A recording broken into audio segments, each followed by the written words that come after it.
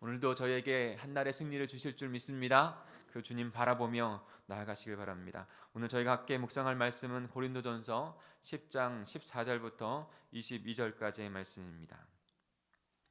비교적 짧은 본문인데요. 그 안에 담고 있는 내용은요, 너무 좀 뭐라고 할까요? 넓고요, 깊습니다. 그래서 잘 이해하고 또한 더 그 안에 담겨져 있는 바울이 하나님의 말씀 전해주는 것을 깨닫고 그렇게 결단하며 나가면 좋겠습니다. 제가 먼저 14절을 읽겠습니다. 그런즉 내 사랑하는 자들아 우상 숭배하는 일을 피하라.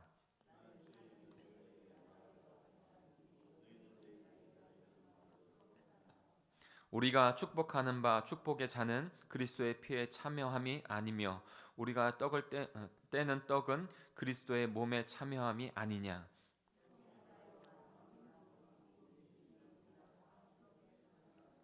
육신을 따라 난 이스라엘을 보라. 제물을 먹는 자들이 제단에 참여하는 자들이 아니냐.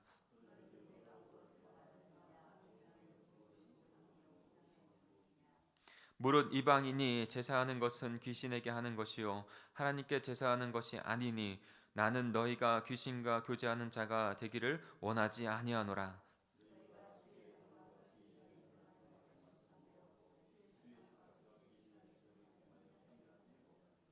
같이 읽겠습니다. 그러면 우리가 주를 노여하시게 하겠느냐? 우리가 주보다 강한 자냐? 아멘. 고린도 지역은 우상 숭배가 아주 강한 지역이었습니다. 고린도 지역뿐만이 아니라 그 당시에 예루살렘 벗어난 지역은 다 우상 숭배가 강했어요. 에베소도 그렇고 고린도 지역도 그렇고 데살로니가도 그렇고 그 지역들 안에서 우상의 신당을 지어놓고 날마다 그 신당에서 우상에게 제물을 드리며 우상을 예배하고 경배하는 일들이 일어났던 것이죠. 고린도 지역에 가서 그 영혼들을 사랑하면서 그 영혼들에게 복음을 전했고 그 다음에 하나님의 교회, 그리스도의 몸된 교회를 이루었습니다. 고난을 당했지만 그 영혼들이 구원되어지는 모습, 교회가 세워지는 모습을 보며 바울은 감격했고 너무나 감사했어요. 그리고 그 복음의 사역을 지속해 갑니다. 그런데 고린도 교회에 편지가 오게 되어지고 문제가 있다는 것을 알게 되죠. 근데 오늘 있었던 문제도 너무나도 중대한 문제인 것입니다. 그 누룩들이 다시 그 교회를 무너뜨리려고 하는 일들이 더 벌어질 수 있는 그런 것이에요. 그리스도의 몸된 교회 안에 고린도 교회 안에도 지금 우상에게 고린도 교회 안에서 신앙생활을 하는데도 불구하고 우상에 가서 제물을 드리고 함께하는 자들이 또 교회 안에 있었던 것이죠. 그런 문제들 때문에 지금 바울이 이런 지적을 하고 있는 것입니다. 제가 시골을 한번 방문한 적이 있는데 지인이 그런 안타까운 일을 좀 경험했다는 것을 들었어요. 뭐냐면 시골은 아직도 더 그렇잖아요. 제가 어렸을 때인데 시골은 아직도 그런 농사에 그러니까 바알과 아세라가 그 풍요의 신인 거예요.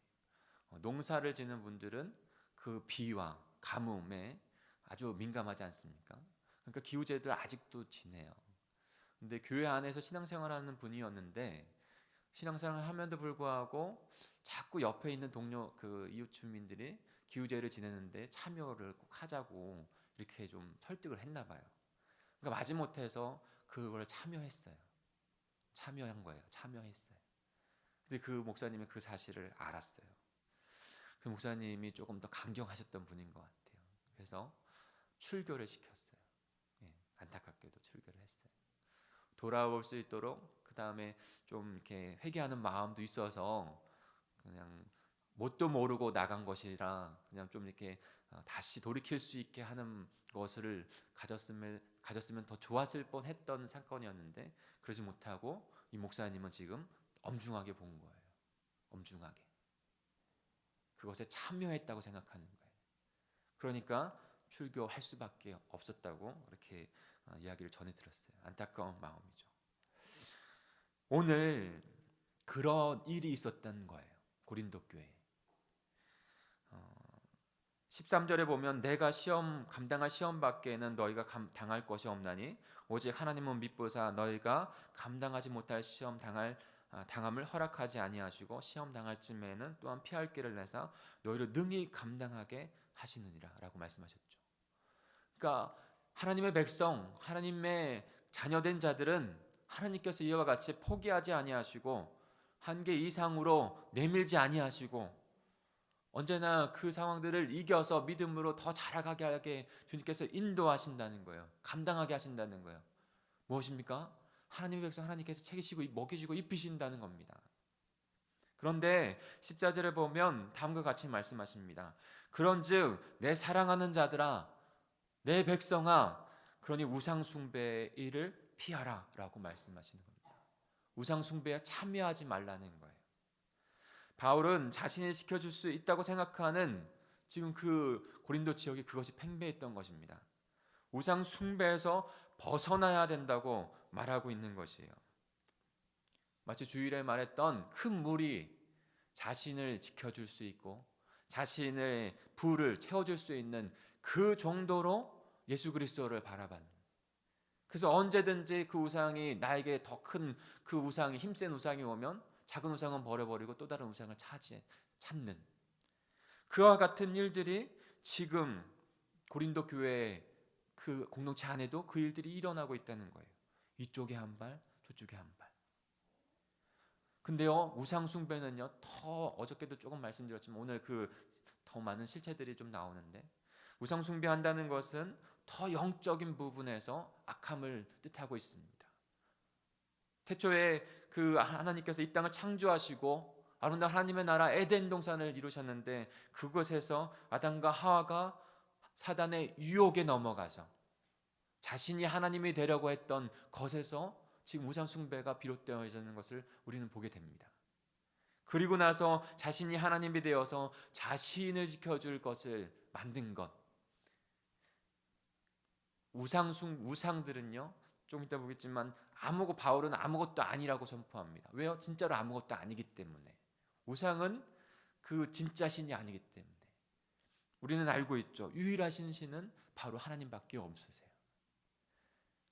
근데 그 유일한 신 하나님밖에 없는데 자신이 신이 되려고 하나님이 되려고 했던 인간을 자신을 지켜줄 그 하나가 필요했기 때문에 우상을 만든 것인데. 근데요, 그 믿음을 가진 사람 중에도 우상 숭배처럼 드리는 신앙을 하고 있는 우상 숭배 신앙을 하고 있는 자들이 있다는 것이죠. 아직까지 우상 숭배를 통해서 자신을 지켜주고 풍요롭게 할 것을 기대하는 것이고, 그래서 하나님을 어떤 우상의 하나로 주 예수 그리스도를 어떤 우상의 하나로 전락시켜 버리는 그 잘못을 범하고 있는 것입니다. 그럼 자들에게 바울은 고린도 교회에게 그리스도의 본질을 선포하면서 스스로 판단하여서 어떻게 해야 하는지를 그 내용들을 오늘 말씀해 주고 있습니다. 우리 15절부터 17절까지 읽어볼까요? 우상 숭배가요 지금 그와 같다는 거예요. 성찬에 참여하는 것 같이 우상 숭배하는 것은 참여한다는 거예요. 성찬에 참여해서 한 몸을 이룬 것 같이 그 우상 숭배를 함으로써 그 우상과 한 몸이 되는 것, 그와 같은 잘못이 있다는 것을 경고하고 있는 것입니다. 우리 15절부터 17절까지 읽겠습니다. 시작. 나는 지혜 있는 자들에게 말함과 같이 하노니 너희는 내가 이르는 말을 스스로 판단하라. 우리가 축복하는 바 축복의 잔은 그리스도의 피에 참여함이 아니며 우리가 떼는 떡은 그리스도의 몸에 참여함이 아니냐. 떡이 하나요 많은 우리가 한 몸이니 이는 우리가 다 한 떡에 참여함이라. 여러분, 참여한다는 그 단어가 계속 나오죠. 묵상할 때 중요한 것 중에 하나는 같은 단어가 반복되는 것에 집중하는 것입니다. 같은 단어가 많이 나오는데 지금 성찬에 참여한다고 말씀하고 있어요. 성찬에 참여한다. 성찬에 참여하면서 우리가 무슨 고백을 하고 있는 것입니까? 성찬에 참여할 때 그 축복의 잔 바로 예수 그리스도의 피, 그리스도의 참 생명에 우리가 참여하고 있는 것이 아닙니까? 마찬가지로 그리스도의 그 살을 떼면서 그리스도의 몸, 그 참 생명에 우리가 참여하고 있는 것이 아닙니까? 라고 지금 바울이 말씀하고 있는 것이에요. 그리스도의 피, 새 언약 백성됨에 참여하고 그리스도의 쪼개진 그 몸을 상징하는 것에 참여하며 그리스도의 대속의 은혜가 우리에게 있었고 참 생명을 얻은 자가 되었다는 것. 그래서 무엇이 됐습니까? 우리가 그리스도와 한 몸을 이루는 자, 그리스도의 한 몸 공동체. 그래서 교회를 그리스도의 몸 공동체라고 하는 거예요. 우리는 그리스도의 한 몸 공동체 된 그리스도의 백성인 줄 믿습니다. 그 부르심을 받은 자들은 오직 우리의 삶 가운데 주인은 예수 그리스도밖에 없으며, 그래서 그리스도의 몸 된 교회 안에 한 몸으로 참 생명을 이루는 자라고 고백한 자들이 된 것이에요. 그런데 그런 그 고린도 교회가 18절을 같이 한번 읽어볼까요? 18절입니다. 시작. 육신을 따라 난 이스라엘을 보라. 제물을 먹는 자들이 제단에 참여하는 자들이 아니냐. 또 성찬을 빗대어서 그 다음에 그 우상 숭배를 빗대어서 또 한 가지 얘기해 주는 예를 들은 것이 바로 아브라함의 자손들 이스라엘 백성들이 제단에 제물을 드리는 것을 빗대어서 그 참여함을 말씀하고 있습니다. 이스라엘 백성들 어떻게 제물을 드렸죠? 그 하나님께 예배를 드렸습니까? 제물을 가져와서 번제를 드려서 일부는 제사장이 먹고 또 그것에 참여하는 자들에게 그것을 함께 나누었습니다. 그와 같이 우상 숭배할 때도요, 제물을 드리고 그 음식을 같이 나누면서 그 우상 숭배에 참여한 자 된 거예요. 한 몸을 이루었다는 건 영적인 음행을 저지르는 것이 바로 우상 숭배예요. 하나님은 그것을 결코 용납하지 않으셨어요. 제가 미국에 있을 때 그런 이야기를 들었어요. 미국에는 그 무당이 잘 없잖아요. 근데 그 과거에 특히 이제 나이 좀 되신 분들이 그 미국으로 와서 이민을 왔었을 때 교회가 참 되게 그 미국 생활에서는 중요합니다. 마치 어린아이가 미국 생활을 하는 것 같기 때문에 모든 것을 교회에서 함께 정착하고 신앙생활하면서 함께 교제하고 하는 것이 굉장히 중요해요. 그래서 미국에 가면 무조건 교회를 찾아가라 이런 말이 있어요. 그래서 믿지 않았는데 교회에 나누는 분들이 꽤 있다고요. 근데 어느 때는 한국에서 용한 무당이 왔다는 거예요. 용한 무당이 왔는데 그것이 소문이 나요. 교민사회 가운데. 그러면 많은 사람들이 줄지어서 거기에 찾아온다는 거예요. 한 뭐 인 그 숙소를 정해놓은 다음에 그것을 잘 이렇게 부르는데, 근데 가보면요, 안타깝게도요, 권사님도 있고요, 장로님도 있고요, 성도들이 많다는 거예요. 그 우상 숭배하는 것에 참여하고 있는 거예요. 참여하고. 우리 19절부터 20절까지 같이 읽어볼까요? 바울의 우상 숭배가 어떠한 죄를 범하고 있는 것인지 같이 읽겠습니다. 시작. 그런즉 내가 무엇을 말하느냐? 우상의 제물은 무엇이며 우상은 무엇이냐? 물은 이방인이 제사하는 것은 귀신에게 하는 것이요 하나님께 제사하는 것이 아니니 나는 너희가 귀신과 교제하는 자가 되기를 원하지 아니하노라. 아멘. 우상은 바울은 너무나 잘 알고 있었습니다. 우상은 그냥 빈 껍데기라는 것을 알고 있었어요. 그냥 통나무라는 것을 알고 있었어요. 그래서 그것에 바치는 그 제물은 나중에 뒤에도 보겠지만 그 바쳐서 시장으로 나온 것이 바로 보통 고기들, 그냥 그 시장에 팔리는 고기들 같은 것이었어요. 그때 당시에는 그런 문화가 있었기 때문에. 그러니까 그 제물을 먹고 안 먹고의 문제는 또 다른 문제예요. 그러나 이것에 참여하는 자들은 지금 우상을 예배하는 것을 지금 참여한다는 거예요. 이방의 그 우상에 그 드리는 이 우상은 아무것도 아니지만 그 우상 숭배의 그 이면에 뒤에서 귀신이 그것을 받고 있다는 것이죠. 그것을 바울은 알고 있었고 그 사단의 유혹에 넘어가지 않으라 할 것을 권면하고 있는 것입니다. 그리고 경고하고 있는 것입니다. 그 뒤에 있는 귀신을 지금 그렇게 넘어가는 것을, 귀신에게 넘어가는 것을 경고하는 것이죠. 다시 처음으로 가볼까요? 무엇을 지금 경고하고 있습니까?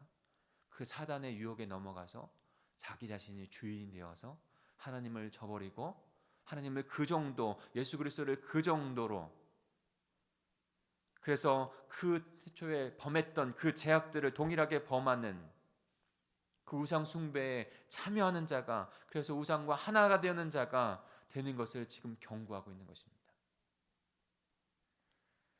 우리는 실제적으로 무당을 찾아가거나 우상 숭배하지 않죠. 그러나 이 중심의 내용들은 우리에게도 적용될 수 있습니다. 혹여나 내가 주인이 되어서 주님을 그 정도로만 보고 있다면 다시 주님 앞에 나아가 이 세상을 창조하시고 주관하시는 그 주관자이신 예수 그리스도만 바라봐야 될 줄 믿습니다.